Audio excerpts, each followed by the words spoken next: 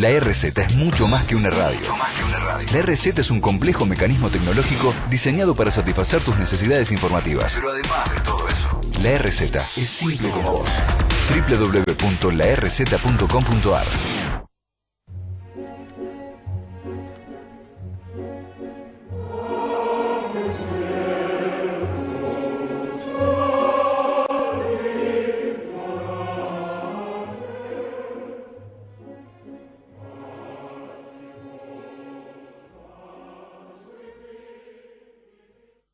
Buen día. ¿Cómo le va? ¿Qué dice, Cano? ¿Cómo está? Bien, acá, todavía dudando si se abre o se cierra la situación de los cuarentenados. Sí, bueno, parece que hay bastante consenso en abrir un poco, ¿no? Sí, parece que sí, pero justo se está dando en un momento donde parece que suben los contagios. O sea, es confusa la situación. Vamos a ver qué nos comunican mañana. Así es, así es. Pero bueno, en principio sí parece que vamos a tener alguna apertura y eso, como siempre, va a traer algo pendular, ¿no? En otros países ha pasado que cada vez que se abre hay dificultades respecto de más casos, ¿no? Y sí, pero yo creo que hay situaciones que se han ido generando durante este periodo de cuarentena que tienen que llevarnos a la reflexión. El programa pasado estuvimos hablando del tema de la violencia institucional que se vio de alguna manera potenciada en estos últimos tiempos por la cuarentena. O sea, hay ya incluso pronunciamientos de una dirigente de la línea fundadora de las Madres de Plaza de Mayo, Nora Cortiñas, que estuvo hablando de que ha habido represión injustificada, incluso con el ejercicio de ejecuciones sumarias de gente que ha violado la cuarentena, que es una... Por ahí te leo la frase de Nora Cortiñas: fusilan a los jóvenes por violar la cuarentena.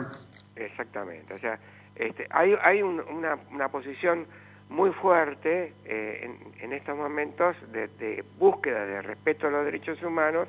¿Por qué? Porque las medidas de restricción de las libertades basadas en las normas sanitarias tiene como consecuencia la violencia institucional. Y creo que también todo esto nos obliga a repensar cómo está organizado el sistema de nuestra legislación penal, de nuestra legislación procesal penal, de nuestras normas de ejecución penal y también todo lo que tiene que ver con el tema de la seguridad. Y creo que eso había quedado, habíamos estado discutiendo la semana pasada, pero esta semana adquirió un volumen mayor, porque incluso hubo pronunciamientos de los partidos políticos de la oposición, hubo reclamos al gobierno, hay un debate que se está dando en el seno del propio gobierno sobre esta cuestión, y creo que nosotros no podemos permanecer fuera de esto y tenemos que ir aportando nuestra pequeña grano de arena en ese sentido, para traer racionalidad a la cuestión. Así es, sí, esta semana también escuché al presidente de la Cámara de Casación, de la Sala Cuarta, que decía también la necesidad de que el Código Procesal Penal, que se está aplicando solo en algunas provincias, sea de aplicación en todo el país, la necesidad de la modificación del Código Penal, que hace 100 años que tenemos el mismo código. O sea, obviamente también la gente del Poder Judicial, yo creo que deben estar cansados de ser el pato de la boda, ¿no? Porque todos hablamos mal del Poder Judicial y no creo que todo el mundo vaya a meterlo en la misma bolsa, ¿no? Hay gente que es honesta y que quiere trabajar bien y obviamente los instrumentos con los que cuentan no son los más adecuados. O a lo mejor fueron adecuados en una época, o sea, hace 100 años atrás, cuando sale el código de 1921, que era lo de Rodolfo Moreno. Era un código muy avanzada, y era bueno para 100 años atrás. Ahora, con el transcurso del siglo XX, y bueno, hubo cambios sociales muy fuertes y la necesidad de incorporar nuevos bienes jurídicos, etcétera. Ahora, hay que ver si esto se está materializando en los digamos, en los proyectos de Código Penal que están en circulación y que están en discusión hoy en el Congreso de la Nación. Bueno, hablemos con alguien que está muy vinculado a la cuestión penal desde hace muchos años y en todo caso que nos ilustre un poquito, ¿te parece? Me parece bien, perfecto. ¿Lo tendremos a Sergio por ahí? A ver. A ver si lo tenemos a Sergio.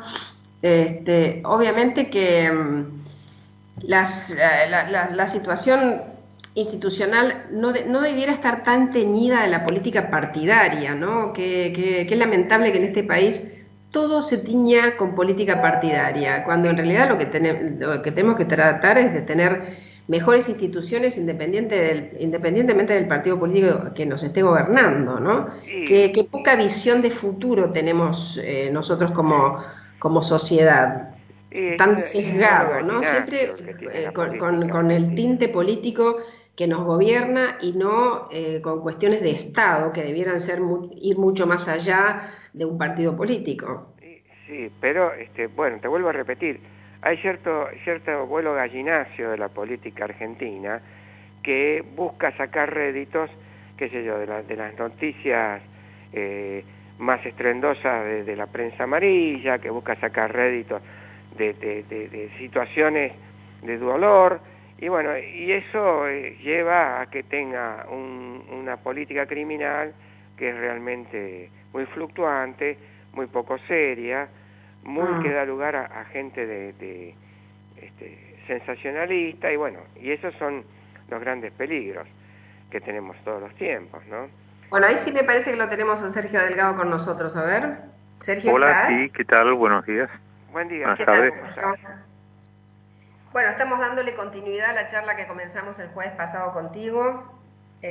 Estábamos hablando con Mario recién de la necesidad de modernizar nuestros instrumentos, los cuales necesita el Poder Judicial y sobre todo el Fuero Penal para poder modernizarse y actuar con mayor celeridad, ¿no? Estamos viendo la posibilidad que hay en estos momentos en el intento de racionalizar, ¿no?, todo lo que es la reacción social frente a hechos criminales, los instrumentos más importantes son el Código Penal, el Código Procesal Penal y además las leyes de ejecución penal. ¿Vos cómo estás viendo esto, los proyectos que hay en danza y la opinión de la academia y del Poder Judicial al respecto? Mira, el último proyecto de reforma al Código Penal fue una reforma bastante trabajada, bastante minuciosa, pero con la que no estoy de acuerdo.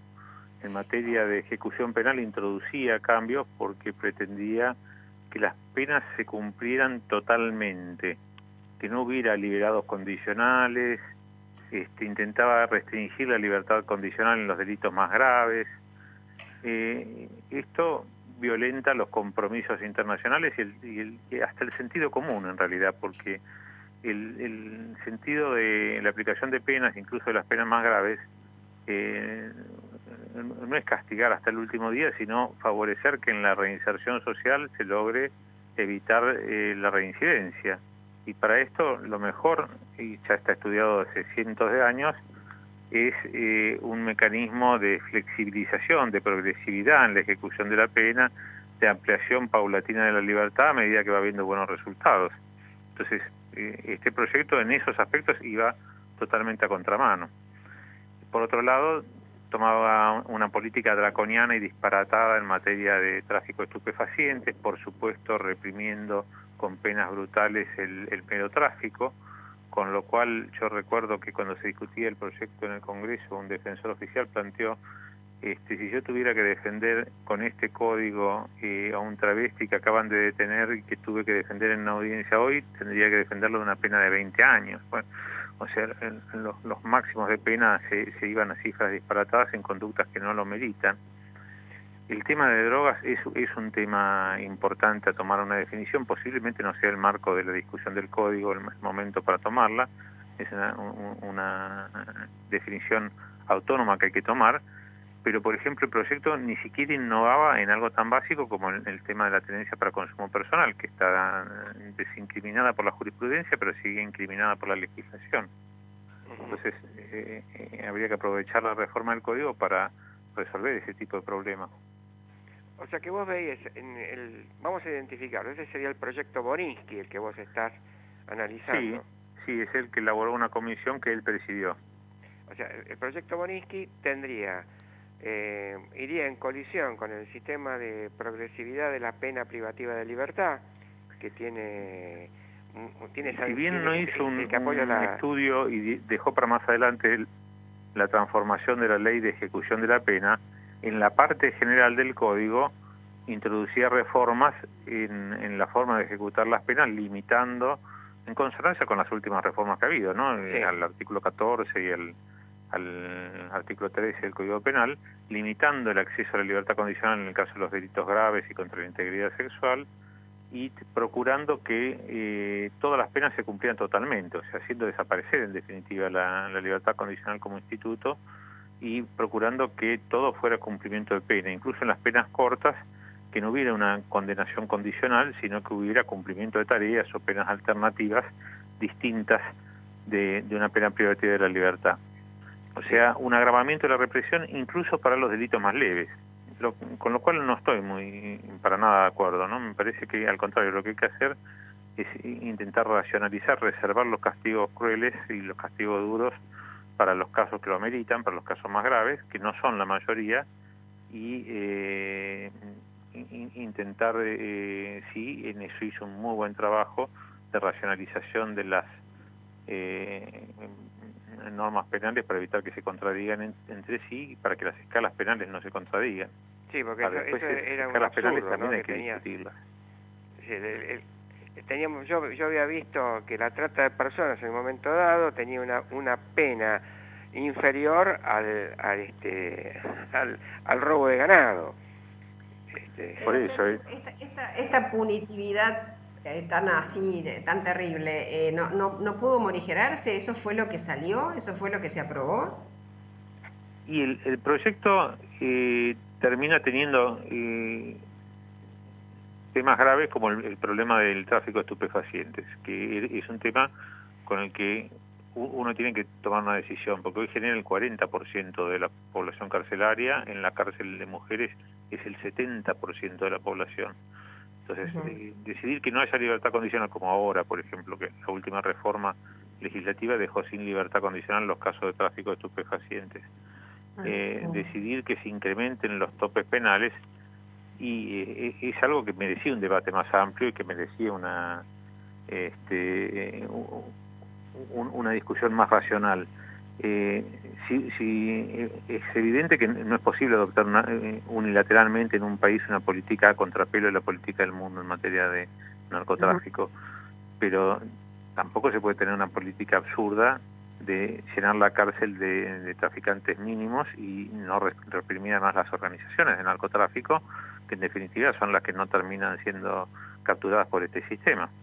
O sea, el narcomenudeo tiene unas penas muy grandes y se equipara prácticamente al narcotraficante como tipo Escobar Gaviria. Con el tema del menudeo además se sumó el problema de la transferencia de competencia a las jurisdicciones locales, que hizo que temas que habían sido racionalizados por los años y por la jurisprudencia en el fuero federal volvieron a manejarse disparatadamente. Por ejemplo, en la provincia de Buenos Aires, la asunción de la represión del menudeo generó que gente que nunca iba detenida por la justicia federal empezó a llenar las cárceles en la provincia de Buenos Aires. Parte del incremento explosivo de la población carcelaria fue la detención de meros tenedores en la provincia de Buenos Aires. En este momento hay miles de personas detenidas por mera tenencia de consumo personal, cosa que antes no generaba la criminalización. Entonces, claro, a ver, el Poder Judicial se llena de la hojarasca y no va a lo fundamental, que en todo caso son los verdaderos traficantes o el crimen organizado. Exactamente. Pero además se agravan tremendamente las penas de algunos delitos que tienen que ver con la organización criminal, como son las mulas, el tráfico de contrabando, pero donde el castigo al traficante hormiga no tiene demasiado sentido, al contrario, lo que hay que procurar ahí es desarticular la organización. Ahora, decime una cosa, Sergio, independientemente de ese tipo de delitos que siempre son los que aparecen en las tapas de los diarios, ¿no? Lo que tiene que ver con el tráfico de drogas. Otros hechos que son muy peligrosos y que tienen muchas víctimas, como por ejemplo lo que tiene que ver con el robo de automotores, y son muy violentos además. ¿Cómo se están resolviendo en los proyectos de Código Penal y en la legislación actual? Bueno, las reformas más interesantes en esta materia son las que han tendido a producir la trazabilidad y la posibilidad de seguir las autopartes, porque en algún momento el robo de automotores se convirtió, sobre todo en momentos de baja industrial, cuando hay poca venta de autos, termina siendo el robo de automotores una industria más poderosa que la fabricación de automotores. Sí. Y eso tiene que ver con el funcionamiento de los desarmaderos clandestinos, en donde la connivencia policial es la que favorece que así como yo puedo saber que puedo ir a conseguir una autoparte en la calle Warnes, en la avenida Warnes, mucho más barata que en la concesionaria oficial, la policía también lo sabe, y el origen de esas autopartes muchas veces viene del desarmado de autos robados. Es más, por poco no ofrecen, uno va y pide el paragolpe rojo de un auto y no lo tengo, pero venga mañana y lo va a tener, y salen a buscar el auto para dar la autoparte a medida. Bueno, eso no es tan difícil de desarticular, pero claro, requiere el trabajo sobre la agencia policial que controla el efector que vende la mercadería, si no, no existiría. Ahí es un entramado donde hay que trabajar con las compañías de seguro, trabajar con las policías locales para lograr desarticular los circuitos de reciclado de las autopartes robadas. En una palabra, si tuviéramos que ver dónde está el problema, la cuestión penal más urgente, digamos, tenemos el nivel de la legislación penal de fondo, el nivel de la legislación procesal y la aplicación de las normas, y el de la ejecución. ¿Dónde ves vos el defecto más grande que hay que atender y reforzar y resolver? Mira, yo veo con muy buenos ojos que haya anunciado la subsecretaria de Política Penitenciaria que iba a ser una urgencia recuperar la ley de ejecución penal. Ella es plenamente consciente de que se destrozó el procedimiento de ejecución penal con la última reforma, la ley 27375 es un desastre, se lo dijo durante el debate parlamentario, y lo mejor que se podría hacer es derogarla y dejar el texto que había anteriormente de la ley 24660, ajustado a las reglas mínimas y con una racionalidad mucho más amplia. Ese es el primer paso. El otro paso que es indispensable es el Código Procesal Penal, que con sus virtudes y defectos, con todas las críticas que uno pueda hacer, seguro que es mejor que el mecanismo en el cual los jueces son jueces y parte, investigan y al mismo tiempo se autocontrolan, y que lamentablemente el gobierno anterior lo primero que hizo fue suspender su vigencia, que iba a entrar a aplicarse a partir de marzo del 2016, y por un decreto de emergencia lo postergaron y lo difirieron a las decisiones de una comisión bicameral que finalmente recién lo implementó en el norte del país el año pasado o el anteaño, y no en la capital federal, que es donde hace falta para alterar el funcionamiento del fuero federal. Eso además termina con la problemática del fuero federal, con 12 jueces federales trabajando como sabemos que trabajan, y pone el tema, por supuesto, en manos del Ministerio Público Fiscal. Eso también tiene un problema, que es que el gobierno anterior se ocupó de echar a patadas a la Procuradora General de la Nación con acusaciones que, por lo que se ha visto, no eran sustanciales, porque no generaron ningún procesamiento, ninguna nada que lo haya justificado. Por supuesto que no fue apartada del cargo por el mecanismo constitucionalmente previsto y legalmente previsto, y hasta el día de hoy, y es muy difícil ver qué va a pasar con las mayorías, si va a haber mayoría para designar un procurador general que tenga el acuerdo. Hoy sigue estando provisoriamente cubierta, hace ya van a ser 3 años que está provisoriamente cubierta la Procuración General de la Nación. organizar el cuerpo de fiscales que va a trabajar con el nuevo procedimiento también es una necesidad. El fracaso del procedimiento acusatorio en la provincia de Buenos Aires, principal, vino por no haber podido prever las transferencias presupuestarias que hay que hacer de los presupuestos ingentes que tienen las policías para poder tener la estructura de funcionamiento habilitada los 7 días del año, de la semana, las 24 horas del día, para cubrir territorialmente todo el ámbito provincial, por ejemplo, y transferir esos recursos a las UFIs, a las unidades fiscales, para que sean los fiscales los que puedan tener esta disponibilidad de recursos humanos para trabajar la problemática cotidiana. Bueno, eso nunca se acompañó. Es decir, en la provincia de Buenos Aires se estableció un modelo acusatorio en el cual las UFIs no tienen los recursos para trabajar y sigue siendo la policía la que maneja con sus brigadas y con sus ingentes recursos las posibilidades de definir qué es lo que se persigue. Bueno, eso es lo que hay que transformar. Sergio, eso no es tanto más dinero nuevo, sino una transferencia de recursos. La policía, por supuesto, que sigue teniendo que tener a su cargo todo lo que es el control territorial, pero distinto es las brigadas de investigación y las organizaciones, la posibilidad de tener los recursos para decidir qué es lo que en concreto se investiga, que es lo que hoy pasa, que lo siguen teniendo las policías y no los ministerios públicos fiscales. Incluso en la ciudad de Buenos Aires, por ejemplo, donde el Poder Judicial de la ciudad tiene un procedimiento acusatorio bien marcado, con impronta en donde la Fiscalía tiene una injerencia muy importante.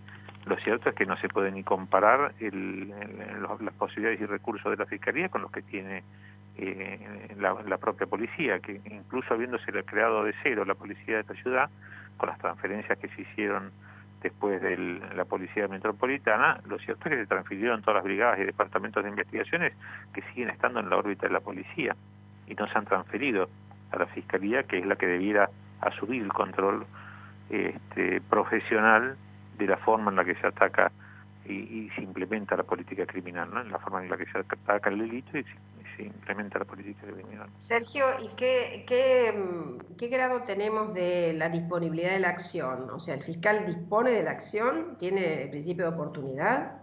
Bueno, en la ciudad, por ejemplo, y en el Código Federal, que no está vigente, hay principios de oportunidad arreglados y se pueden empezar a aplicar criterios más racionales en cuanto a la posibilidad. Igual se han incorporado también otras posibilidades, ¿no? El Código Penal ahora prevé la probation, que es algo que permite solucionar una cantidad de conflictos, pero además el Código Penal incorporó la conciliación, que es fundamental. Yo creo que además habría que hacer otras reformas, reformar el régimen del ejercicio de las acciones y los delitos contra la propiedad, solo perseguirlos mediante la instancia de parte, es decir, que tienen que haber instancias, deben ser de acción pública, pero tienen que haber instancias de parte para que se persiga un robo, si no, no debería haber una persecución penal sobre delitos contra la propiedad, y hay otros delitos en donde también el perdón del ofendido, la posibilidad de la conciliación son mucho mejor que la solución penal. A ver, Sergio, para terminar en unas pocas frases, no al Código Borinsky o al proyecto Borinsky por estas cosas que dijiste. ¿Cuál sería el camino más adecuado para tener un código moderno que cumpla con las reglas mínimas y que nos dé la oportunidad de tener instrumentos más modernos? Mira, la reforma del código es un trabajo de largo aliento, requiere revisar el proyecto anterior, que yo creo que tenía mejores perspectivas, que había sido discutido ampliamente y que fue abandonado por el gobierno que pasó, pero se podría perfectamente retomar. Lo que hay que hacer rápidamente es derogar la ley que reformó la ley de ejecución penal y dejar el texto original con los cambios positivos que había tenido la ley 24660, que en su estructura original es algo más completo y más razonable, y después implementar el procedimiento acusatorio, pero complementándolo con la transferencia de recursos que tienen que ir de la policía, de las brigadas de investigación, a las fiscalías, para que las fiscalías estén dotadas de los recursos que permitan manejar. Me parece que no me escuchan. Sergio, ¿me oís? Sí. Hay un tema que está pendiente en la ciudad, que es la transferencia de las competencias penales de la justicia ordinaria a la ciudad. ¿Vos lo ves viable eso? Bueno, yo vi muy bien que fue una de las primeras cosas que se anunció, que se iba a trabajar sobre eso. Después se desató la pandemia y puso todo un poco en stand-by. pero parte del proyecto de resolver el problema de la justicia federal era deshacerse de las competencias de la justicia nacional. Yo creo que sí, que es un tema que es inevitable que transcurra. Lo ha dicho la Corte en varios fallos, explicando que está terriblemente demorado, pero no solo el fuero penal, la justicia civil, que es un disparate que los jueces que hacen los divorcios de los vecinos en la ciudad los designen con acuerdo del Senado y participación de todas las provincias. Lo mismo con la justicia laboral, la justicia comercial. Sí, pero ahí me parece que lo que hay es un problema de no entender lo que significa la autonomía de la Ciudad de Buenos Aires para muchos de los políticos de la ciudad. Ser un buen intendente está perfecto, no se les ocurre ser un gobernador de la Ciudad de Buenos Aires. Entonces, creo que partimos de una base mucho más primitiva, ¿no? En la medida que todavía pensamos en el estatuto organizativo y no en una constitución, estamos errándole a los instrumentos que necesitamos. Por eso no les importa mucho tener una justicia propia. Bueno, la ciudad, por ejemplo, no creó, pudiendo haberlo hecho, la justicia de vecindad. La justicia de vecindad pudo haber absorbido el 80% de la jujusticia laboral, civil, comercial de la nacional. Bueno, nosotros trabajamos en el año 2003, trabajamos desde el 2003 al 2008, trabajamos muchísimo en la justicia vecinal en la legislatura, hubieron muchos proyectos y sacamos despacho, pero nunca pudimos llegar a tener ningún tipo de conflicto respecto de la autonomía y sin embargo nunca se implementó. Básicamente, sí. Bueno, Sergio, realmente muchas gracias por tu intervención. Estamos en contacto permanente porque la verdad que esta falta de instituciones sólidas es lo que nos lleva a flaquear en democracia y en la república, ¿no? Esta falta de un poder judicial sólido hace tambalear la división de poderes. Y un ministerio público. Bueno, muchas gracias. Gracias, Sergio. Gracias, Hasta Sergio. La próxima. Hasta luego. Mario, te voy a leer algo que nos va a dar pie para la próxima entrevista, si te parece. Sí, léelo nomás. Viste que han habido varias muertes y desapariciones en la vigencia de la pandemia y de la restricción a los movimientos. Y si bien esto es una situación estructural, la violencia institucional es estructural, y que ha sobrevivido a distintos gobiernos, aquí hay un documento que dice que los gestos y las palabras de los funcionarios son gravitantes para legitimar la violencia institucional. Arengar a las fuerzas con discursos marciales y demagógicos, justificar y hasta ponderar acciones delictuales, mostrarse armado, son hechos que fortalecen estas prácticas que queremos erradicar. Los funcionarios de la democracia no deberían dar estas señales, deberían saber, y lo saben, que la tentación de usar a la policía para controlar el territorio sin límite, como se ha visto en esta cuarentena, puede dejar a la política sin control sobre la misma y a los ciudadanos a merced de una fuerza violenta, descontrolada, que se siente impune. Y esto es un documento que sacó RADIS, la Red Argentina de los Derechos Humanos y la Inclusión Social, hablando justamente de la cantidad de muertes y de desapariciones y abusos policiales que se produjeron en estos días. Pero suma esto también otro documento que sacó la UCR, hablando del preocupante crecimiento de la violencia institucional durante la cuarentena, entendiendo que hubo una muerte cada 40 horas por el uso de la fuerza policial. Básicamente sobre jóvenes, varones y pobres. O sea que además hay una selectividad policial por los más pobres y los más vulnerables. Bueno, eso es tradicional, eso ha sido... Pero además es una tendencia siempre en todos los países, frente a la cual tenés que organizarte y organizar instituciones para combatirla, las que estábamos hablando recién con Sergio.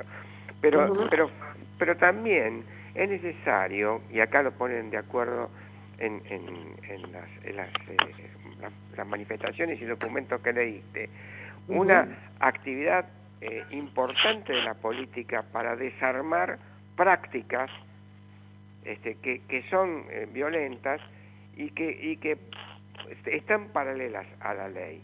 Esto yo creo que es lo que también tiene que apuntar la política, ¿no? A desarmar prácticas y discursos que legitiman esas actividades fuera de la ley, por parte de los órganos de represión. Y subrayo esto que vos decís, cuando hablas de política, hablas de la política del Estado y no de la política de un partido político. No, la política del Estado tiene que ser. En este programa lo que siempre intentamos es tener todas las visiones, pero básicamente intentamos que lo que tengamos sólido sean las instituciones de la República, ¿no? Porque no importa mucho quién es el partido que gobierne, sino lo que importa son los resultados, porque los resultados nos van a dar una sociedad más pacífica, una sociedad con derechos humanos que se respeten, independientemente del partido de gobierno. O sea, bueno, tiene que ser algo que supere a los partidos de gobierno.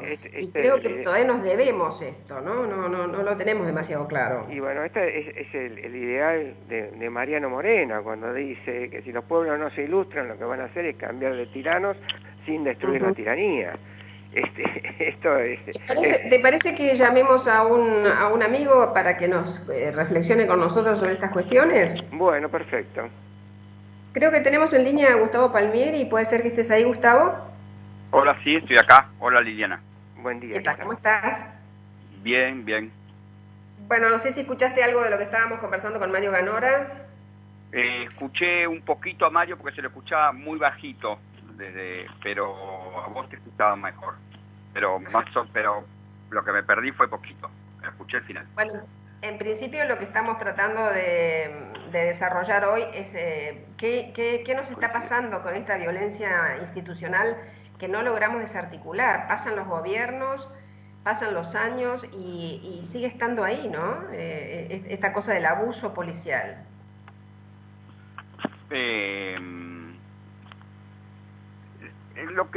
Yo creo que es importante esto que se plantea en términos de las continuidades, ¿no? Como hay toda una situación de continuidades que se da sobre distintos tipos de delitos de violencia policial o institucional en nuestro país, en distintas provincias y en distintos formatos y distintas... y esto desde la democracia. Siempre se pensó en un inicio que tenía que ver en una buena medida con herencia de la dictadura. Sin embargo, las policías, según las jurisdicciones, en algunos casos sufrieron o tuvieron importantes procesos de reformas, hubo autoridades civiles, hay ministerios que son totalmente diferentes en términos de lo que hubiera sido un funcionario de seguridad en términos que apoyar la violencia institucional.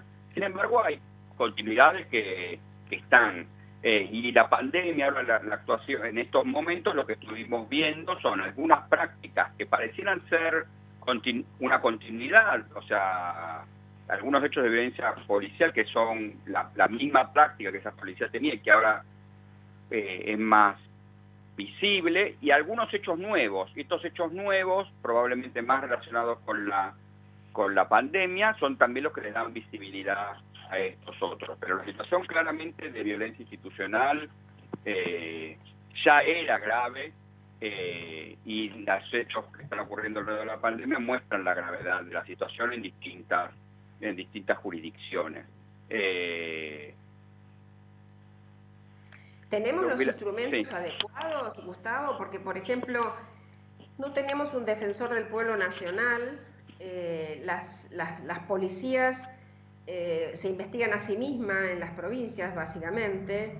En la mayoría de las jurisdicciones las policías se investigan a sí mismas, y aquellas que tienen mecanismos de investigación autónomos dependen de los ministerios y tienen poco reconocimiento a la participación en esas investigaciones de las víctimas, y muchas veces cuando uno ve inclusive todos los expedientes que se trabajan en términos policiales van detrás de los judiciales, o sea, las policías, las instituciones no colaboran en la investigación de estos hechos, lo que es un mensaje, sino que tienden con mayor exposición o no a la misma actitud que tuvieron las autoridades policiales en Santiago del Estero. Ni bien existe alguna posibilidad de zafar o de que no avance la investigación judicial, las instituciones policiales básicamente buscan la reincorporación en situaciones normales de los efectivos que estaban involucrados. No hay un análisis serio sobre si hubo responsabilidades, muy pocas veces, sobre si hubo responsabilidades funcionales de los jefes, que muchas veces son las fundamentales. en términos de encubrimiento, de cómo dejaron que eso sucediera, y en pocos casos hubo revisiones de las prácticas que permitieron eso. Las formas de tortura y malos tratos varían en las distintas jurisdicciones. La cuestión de, por ejemplo, de las ejecuciones, los abusos del arma son muy propios en el conurbano bonaerense y en algunas otras jurisdicciones, Santa Fe diría, en términos tradicionales. No estoy refiriéndome solo a los últimos momentos. El caso de Lucas Adrián David Barrios, claro. 18 tiros le pegaron a ese chico. Así es. Y el fiscal dijo exceso en la legítima defensa, un poquito mucho, ¿no? 18 sí, tiros. Una locura. Un chico de 18 años que no estaba armado, que no... técnicamente... Esto es el caso de la isla Maciel. Digo, lo que tiene que ver con asuntos internos, lo que uno ve en las películas, que hay una división dentro de las policías que se llama asuntos internos. ¿Existe esto en nuestro país? La verdad que lo que se entiende por asuntos internos en las policías existe en nuestro país porque es el área disciplinaria. En las otras policías tienen estructuras más civiles. Así que asuntos internos, muchas veces, asuntos internos es una tradición más anglosajona. Y entonces, en policías que son más civiles, asuntos internos es como cuando sería una policía que investiga a los otros policías y tiene investigadores.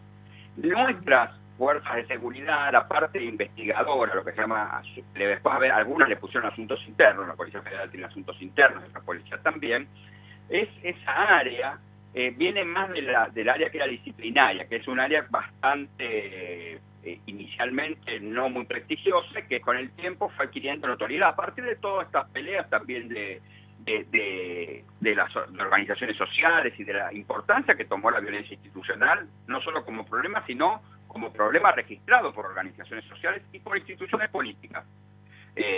Hay muchos países que tienen niveles altos de violencia institucional y sin embargo el tema no está problematizado. En Argentina claramente una serie de organizaciones sociales y instituciones problematizan este tema, lo analizan, Correpi, el CEL, distintas redes, después la Comisión Provincial por Memoria, o sea, uno podría mencionar distintas provincias, universidades inclusive que lo estudian. Lo que quiero decir es, vos me preguntabas asuntos internos, muy pocas de las policías, y en términos que fuera continuo, se dedican a aportar prueba para la investigación, que es lo que, como estaban pensadas muchas oficinas de asuntos internos en otras policías de otros países, o sea, porque en general asuntos internos es la que le colabora con la justicia y la investigación, es otro criterio. También tiene que ver con cómo se perciban situaciones de violencia institucional dentro de las mismas fuerzas. Si se está viendo que eso es normal y se apoya, situaciones como el apoyo de Patricia Bullrich, presidente, a las reacciones del policía Chocobar, es un problema, porque lo que yo no hago es investigarlo, porque lo que considero es que ahí no hay ningún delito, y que por el contrario, que investigar eso para los fines de declararlo es una agresión hacia la policía. Lo mismo pasó ahora en Chaco, con la reacción de las autoridades policiales en relación a la investigación judicial que se está llevando a cabo por el allanamiento y los abusos a una familia Cuom. Entonces, en lugar de colaborar con esta investigación, de aportar lo que se plantea, de separar a los policías para que no hubiera ninguna complicación, de entender que hay un caso que de hecho tiene que tener alguna respuesta institucional, se busca que hasta que la justicia no establezca nada, todo sigue en situaciones normales. Cuando aún en el caso, y eso también es importante, aún en el caso en que no fuera intencional, en que no fuera un delito, es algo que las instituciones de seguridad tienen que entender como que es un resultado no esperado. Durante mucho tiempo, las instituciones de seguridad... Los mismos actores de los autores de los hechos ilícitos o de los hechos de abuso policial, los mismos policías son los que me van a dar a mí la prueba para la investigación, estamos fregados. Yo recuerdo hace muchos años atrás, Mario, no sé si te acordás vos, cuando tuvimos que probar cómo le habían quebrado el brazo a una madre de Plaza de Mayo, ¿te acordás? Sí. Nunca pudimos dar con el policía que le había quebrado el brazo a una mujer de más de 70 años, porque era un obstáculo tras otro que la misma policía nos ponía, ¿no? Sí, entonces, exactamente, y el juzgado no actuaba como correspondía, por otra parte, ¿no? Ni el juzgado actuaba y las fuerzas, y los que tenían que prestar colaboración tampoco. Me refiero a Laura Bonaparte de Brunstein. Nos pasó nosotros hace 20 años, pero estamos en la misma situación. ¿Cómo se soluciona? Porque, a ver, si no tenemos una buena capacitación de los que integran las fuerzas de seguridad, si no tenemos una capacitación en derechos humanos, si no tenemos gente adecuada física y psíquicamente para ejercer estas funciones, y después, cuando los hechos ocurren, tampoco tenemos quien investigue esto objetivamente, vamos a estar siempre en la misma situación, nos estamos mordiendo la cola todo el tiempo. Sí, claramente. Digo, vamos a tener la misma situación, va a empeorar, porque muchas de esas medidas protegen que eso ocurra. No hay, yo hubiera dicho, no hay posiciones neutrales frente a la violencia institucional. O lo investigo o la protejo. Porque en general es eso, es que se lo ve como una situación neutral. Son situaciones graves. Así que hubiera dicho, lo complicado es que las instituciones tienen posiciones sobre eso. Entonces, cuando no se investiga y no se sanciona esto, hay un marcamiento muy claro de la posición de que eso está bien. Y al mismo tiempo hay apoyo. En general, cuando eso sucede, hay apoyo a esos actores, en términos de lo que sucedió, en términos de que, bueno, un delincuente menos, en términos de que hacía que actuar. Por eso, lo que uno ve muchas veces es que cuando eso no se investiga y no quedan claros los criterios, aparecen apoyos institucionales y apoyos políticos o apoyos de la investigación judicial también, ¿no? Es decir, que tratar de que esa investigación no avance, porque se considera que lo que sucedió bien. Eso se nota. Hay un problema que a mí me gustaría puntualizar. Tratar de bajar la calificación del hecho, que la persona esté en prisión, que no esté con prisión preventiva si no hay mucha presión sobre la causa, y que la causa prescriba. Muchas causas de estas, con algunos elementos que se logran conseguir, terminan prescribiendo. Perdón, quisiera hacer una cuestión. ¿Me oyen? Sí. Porque a veces siento que la conectividad no anda bien. Yo le he planteado a distintos funcionarios, incluso lo hemos planteado en el Congreso Nacional, que nosotros no tenemos una ley como tienen los norteamericanos, que es la Civil Rights Act, que permita la intervención de la justicia federal en casos de este tipo, que haya una violación de derechos humanos. Entonces, cada provincia tiene un mecanismo prácticamente autónomo que se independiza o se autonomiza del cumplimiento de tratados internacionales como la Convención Internacional contra la Tortura, y deja funcionando un sistema muy perverso en este sentido. Hay en estos momentos en los organismos de derechos humanos un estudio sobre la necesidad de la federalización de determinados delitos, como por ejemplo la tortura. Hubo estudios y hubo análisis sobre esa situación que no implican, y hay muchos debates sobre lo que implica federalizar todas las figuras que pueden estar relacionadas con la tortura, o las ejecuciones policiales, ¿no? También uno podría plantear los allanamientos ilegales, los abusos de la fuerza. El problema es que lo que funciona en Estados Unidos no es la federalización, sino que en algunos casos que se entiende que las justicias locales no están investigando, tienen una gravedad a nivel nacional, la justicia federal los toma. Esa forma de competencia entre justicia nacional y justicia federal, entre justicia provincial y justicia federal en nuestro país no existe. Y entonces uno puede ir después de los tribunales superiores, recién ahí se federaliza un tema cuando tiene algo que ver con la Constitución Nacional. Por lo cual, por el momento importante de la investigación, eso no es difícil que ocurra. Y entonces lo que se hace en nuestro país muchas veces es federalizar el delito completo, ¿no? Entonces, este delito es federal. Pero la verdad que gran parte de la violencia institucional o situaciones de tortura son tan extendidas que un problema sería saturar a la justicia federal con esas situaciones. Para que además no está distribuida en forma pareja en todas las jurisdicciones. Y por otra parte, los casos que muchas veces tiene la justicia federal no ha actuado diferente. Tengamos en cuenta que todos los delitos cometidos por las instituciones federales de tortura van a la jurisdicción federal. Y no siempre los resultados son diferentes. Pero se ha pensado en hacer algo así, porque hubo algunas leyes en Brasil, es un poco técnico, pero es como decir, en algunos casos, cuando se ve que no se está investigando, se pueden llegar a federalizar. Pensemos que también tenemos un problema en muchos de los casos que son desaparición forzada, está federalizado. Y sin embargo, el problema de que la investigación sea mejor no se ha solucionado, ¿no? En Argentina hay muchos casos de búsqueda de personas que es necesario fortalecer. Todo el sistema de búsqueda de personas es necesario fortalecer, porque dentro de ese sistema uno puede investigar claramente también el delito de desaparición forzada. Que me parece que el caso en la provincia de Buenos Aires, en Facundo, señala eso. O sea, uno tiene que investigar al principio con mucha claridad, ni bien la persona desaparece, a ver después qué pasa también si existe la posibilidad de que sea una desaparición forzada.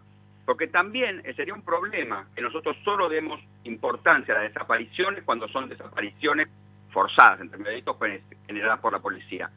Tenemos que buscar también a las personas que pueden desaparecer por otras situaciones, porque es una situación grave. Sí, podría ser trata, podría ser algunos otros de los ilícitos. Gustavo, y esto, volviendo a la cuestión de la capacitación de quienes integran las fuerzas de seguridad, ¿esto ha cambiado? ¿Tenemos una capacitación más democrática? O sea, después de casi 40 años ya de que hemos ganado la democracia en el país, ¿las fuerzas de seguridad están capacitadas dentro de un régimen democrático? Quisiera plantear unas cosas de cómo algunas cuestiones cambiaron en términos de prácticas y mostrar cómo algunas capacitaciones en eso se modificaron. La situación inclusive lo difícil que cuando se ha hecho bien ha sido revertirlo. Durante todos los 90, con todas las movilizaciones sociales, de desocupados, toda la crisis del cierre de fábricas y de espacios estatales, hubo una enorme represión de la protesta social con una gran cantidad de muertos. No hubo ninguno policías condenados por esos hechos. A partir del 2000 esa situación empezó a cambiar y lo que empezó a pasar es que hubo varias investigaciones judiciales en esta línea y una posición de varias autoridades también políticas que sostuvieron que la protesta social no había que reprimirla. Hubo hechos de violencia, pero hubo varias condenas de esos hechos de violencia y hubo costo político para esas autoridades. Recordemos el costo político del asesinato de Costequi y Santillán, y también los autores de esos hechos fueron presos. Uno puede decir que faltó investigación ahí porque hay muchas complicidades funcionales y políticas que no fueron investigadas, pero hechos como en Ferreira, por ejemplo, donde inclusive la participación policial no fue directa, sino que avaló que matones de un sindicato mataran a Ferreira, también mereció la condena de los autores directos y de los autores intelectuales y de la policía que había permitido que eso ocurriera. Y la verdad que eso influyó mucho en la capacitación de la policía, porque reprimir una protesta social o ir a cambiar inclusive ese concepto a intervenir en una protesta, a ver qué se tenía que hacer, cómo tiene que hacerse, sin reprimir, precisamente con un uso correcto de la fuerza, implicaba toda una modificación, no solo de los valores, sino de cómo hacerlo. Y de toda una serie de controles muy profesionales en términos de cómo tiene que controlarse que no haya munición de plomo, etcétera, etcétera, etcétera. Fue todo un debate que costó la renuncia de un jefe policial al principio, por ejemplo, del gobierno del 2003, porque entendía que los policías no podían ir desarmados a las manifestaciones. Eso es un cambio importante, e inclusive cuando la ministra Bullrich quiso hacer un nuevo protocolo, lo presentó al Consejo Federal, al principio del gobierno, y el Consejo Federal no se lo aprobó. O sea, para muchas provincias, no reprimir la protesta social era un valor adquirido políticamente y que ya permeaba en algunas instituciones. Y cuando uno revisa las capacitaciones y los protocolos de intervención de las fuerzas de seguridad en protesta social, ve que se han modificado. Entonces, lo que digo, uno puede buscar eso en otros lugares y ve en otras situaciones que eso no se ha modificado en absoluto desde el comienzo de la democracia. Y por ahí, esto que decíamos, las oficinas de asuntos internos siguen trabajando igual que trabajaban al principio de la democracia, aunque hubo ejemplos en los cuales no. Vos decías muy bien, Liliana, esto de que en general no colaboran con la investigación. Hay un montón de situaciones donde ocultan la prueba o destruyen la prueba. Pero hubo momentos, le hubiera dicho Arlanian, en 2004 hasta fines del gobierno de Solá, donde la oficina de asuntos internos, que dependía directamente del ministro, aportaba prueba de los enfrentamientos que tenía la policía en la justicia, y las investigaciones que hacía permitían avanzar porque las pruebas balísticas, la prueba de que esos disparos, por ejemplo, se habían dado en incumplimiento de los reglamentos, los aportaba directamente en ese momento la sección de asuntos internos, que dependía directamente del ministerio. Entonces hubo cambios, y también diría, si uno se fija en varias instituciones federales, inclusive, muchas de las autoridades de esas instituciones de formación y docentes en esos puntos, a veces en lugares centrales, son funcionarios, no solo civiles, sino que tienen una larga trayectoria en términos de lo que uno podría llamar seguridad democrática. Entonces, hay diferencias en términos de la formación. Se necesita más seguro, hay que hacer muchísimo más también, pero... Sí, yo te diría que por la experiencia que me tocó transitar con Arlanian en la provincia de Buenos Aires, tenía otra cabeza. O sea, la seguridad es y era para él algo tan importante que no podía dejarse solo en manos de las fuerzas de seguridad, sino que aún los civiles de alguna manera teníamos que intervenir en la prevención. Y armamos lo que se llamaban foros de seguridad ciudadana, sí. Y la verdad que era una iniciativa muy democrática, muy transversal, que era el involucramiento de los vecinos, la inmediatez, el conocimiento del comisario de la zona, todas las fuerzas vivas de la zona también se involucraban. O sea, había un control social respecto del trabajo de la policía. Muy interesante, pero eso no prosperó porque, a pesar de que Arlanian pertenecía a una fuerza política partidaria mayoritaria, luego esto se truncó. En la ciudad de Buenos Aires lo volvimos a trabajar, los foros de seguridad. Hola. En el 89 con Cartañá, después con Arlanian. O sea, han habido distintas alternativas y distintas personas que vieron en que era necesario esta democratización, sí. Pero luego no prospera. ¿Vos creés que hay algo en nosotros que no nos permite hacernos cargo de la seguridad, que solo se lo dejamos a las fuerzas de seguridad y no, como ciudadanos, no nos hacemos cargo? No, creo en los ejemplos que pusiste, Liliana, que hay políticos que se han hecho cargo, hay civiles que se han hecho cargo, y la sociedad se ha hecho cargo en esos puntos. Yo creo que gran parte del debate sobre violencia institucional, que está acompañado por movimientos sociales, se están haciendo cargo. Yo creo que hay organizaciones como La Poderosa, cuando debate qué significa dar seguridad a los barrios, que se hace cargo. A mí me parece que los organismos de derechos humanos, que siempre han planteado procesos de democratización de las fuerzas de seguridad, se hacen cargo de eso. Las universidades que investigan se hacen cargo de eso. Yo no veo un corrimiento. Puede ser que otros sectores son más fuertes a veces, que las instituciones de seguridad son difíciles de modificar, que hay una gran resistencia, y hay sectores que la violencia institucional también tiene su apoyo, ¿no? Sí. Se nota en el armado, en la organización no solo de los ministerios de seguridad en las provincias, sino hoy, sin ir más lejos, en el Ministerio de Seguridad, en el armado del gabinete en Provincia de Buenos Aires. Entonces, hay cierta cuestión que se articula, que además siempre se necesita hacer una bisagra si uno necesita modificar. ¿Qué hace? ¿Cómo se construye en estos valores sobre algunos que apoyan, otros no? Entonces, si bien uno tiene un compromiso, y muchos actores tienen un compromiso férreo en términos de estar en contra de la violencia institucional, también hay otros que están bastante a favor, Y lo que lo que influye en la fuerza, lo que resulta influencia en la institución de seguridad es ese cruce de las dos influencias. Porque no todos los, como bien vos dijiste, no todos los ministros son D'Artagnan.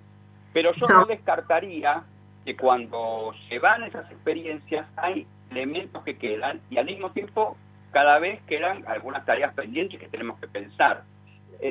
Muchos de los referentes sociales, cuando van a los barrios, dicen, muy bien, nosotros queremos tener la misma seguridad en estos barrios que tienen en otros barrios. En otros barrios muchas veces se nos da cierta presencia policial de noche, que garantiza algo, que garantiza que algunas situaciones no sucedan. Muy bien.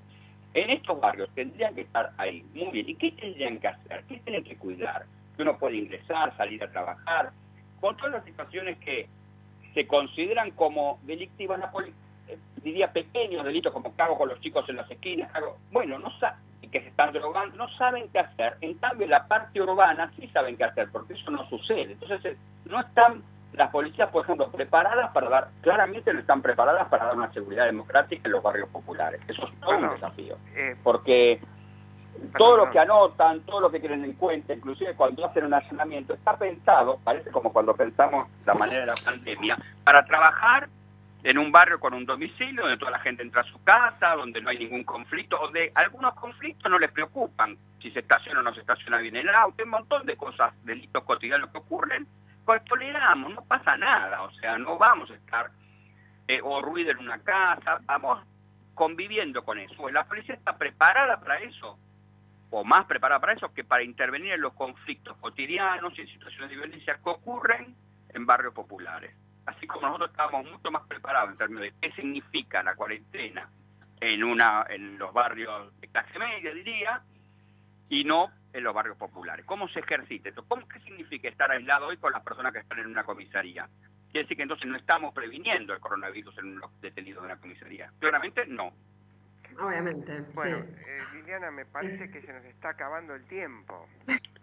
Gustavo, muchísimas gracias. La verdad que es un tema muy muy vasto y que nos va a llevar varios encuentros poder llegar a por lo menos a desarmar esta madeja para saber cuáles son los puntos a donde debiéramos apuntar. Soluciones son difíciles, es difícil encontrar soluciones macro, pero bueno, por lo menos esto de conocernos, de saber cuáles son los organismos que trabajan y tratar de tejer una red de gente que piensa más o menos parecido para poder colaborar, ¿no? Gracias, Gustavo. Esa red hasta la fortaleciendo próxima. eso es muy importante y por eso me parece muy importante lo que están haciendo ustedes. Gracias. Bueno, contamos contigo entonces. Sí, claro. Bueno, gracias. Bueno, Mario, obviamente es un tema que es recurrente, ¿no? Nos lo hemos planteado muchas veces en nuestras vidas. Pero, como siempre, hay que seguir luchando, Liliana. Bueno, sí. O sea, algunas de estas cosas las hemos venido hablando hace 30 años. Qué increíble, bueno, ¿no? Tendremos que seguir hablando hasta que nos curamos. Pero no olvidemos nuestra canción de despedida para levantar el espíritu. Justamente, para darnos el ánimo de que hay que seguir. Hasta la próxima. Hasta la próxima. Che mi sento di morire